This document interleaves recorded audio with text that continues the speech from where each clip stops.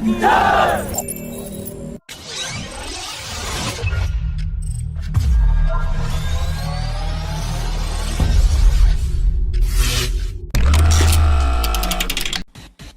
Israel Aerospace Industries is in talks with the North African country Morocco to sell the Indo-Israeli Barak-8 medium-range surface-to-air missile system that is able to target enemy aircraft at a range of 70 kilometers, while its naval variant is designed to defend naval vessels against a variety of short and long-range airborne threats at both low or high altitudes.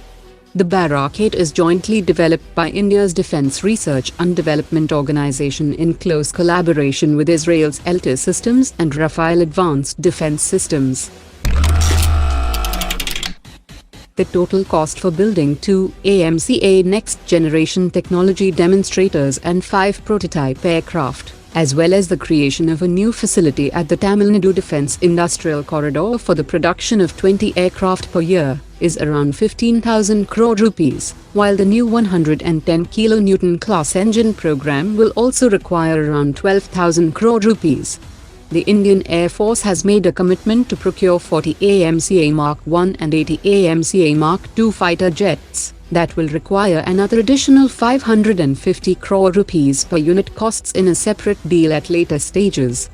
The small order book will result in high operating cost of the AMCA, but if more AMCA Mark I is ordered, it will not only help to reach the sanctioned 42 combat squadron strength, but will also increase the AMCA production rate from the very start, rather than going up gradually as seen in the Tejas program.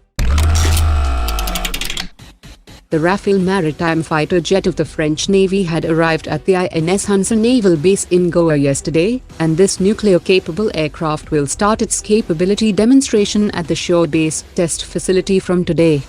The marine version of the Rafale has a reinforced undercarriage and nose wheel, a bigger arrestor hook, an integrated ladder, and officials familiar with the matter have said that Rafale-M's dimension will allow 14 aircraft to be fitted onto the deck of INS Vikramaditya, as compared to only 10 F-18 Super Hornets, and the F-18 cannot fit the lift of the INS Vikramaditya even with folded wings.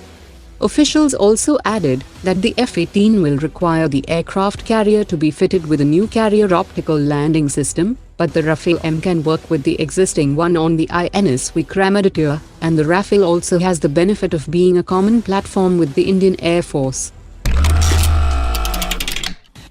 6 countries including India, US, Australia, Japan, Canada and South Korea have started the Sea Dragon 22 submarine hunting exercise in the Western Pacific, using specialized maritime reconnaissance aircraft and other equipment, which includes everything from tracking simulated submerged targets as well as tracking a US Navy submarine. The participants will develop strategies and discuss tactics in training sessions that take into account their individual country's skills and equipment. Hindustan Aeronautics has said that the intermediate jet trainer has successfully demonstrated the capability to carry out 6 turn spins to the left-hand and right-hand sides. HAL plans to validate its 25 kN thrust class HTFE-25 Hindustan turbofan engine in the production models, and the Indian Air Force might place orders for 80 units. The Indian Army Brigade under the Rising Star Corps conducted an integrated training exercise with the Apache attack helicopters of the Indian Air Force, and the Army has said that the operational parameters of joint maneuvers and communication between Apaches and armored fighting vehicles and infantry were successfully validated. Pakistan has scrapped the $1.5 billion deal to acquire 30 T-129 attack helicopters from Turkey, due to a US embargo on the engines, and has now opted to buy Chinese Z-10ME helicopter, which is an upgraded version of the Z-10 that features active and passive countermeasures, missile systems and radar warning receivers, and China has claimed that the Z-10ME is the equivalent of Boeing's Apache helicopter. The J&K government has signed a memorandum of understanding with UAE-based LuLu International Group for setting up a food processing and logistics hub in Srinagar. The LuLu Group will open 17 more hypermarkets in 2022, as well as invest $1 billion to further develop its e-commerce and logistics facilities.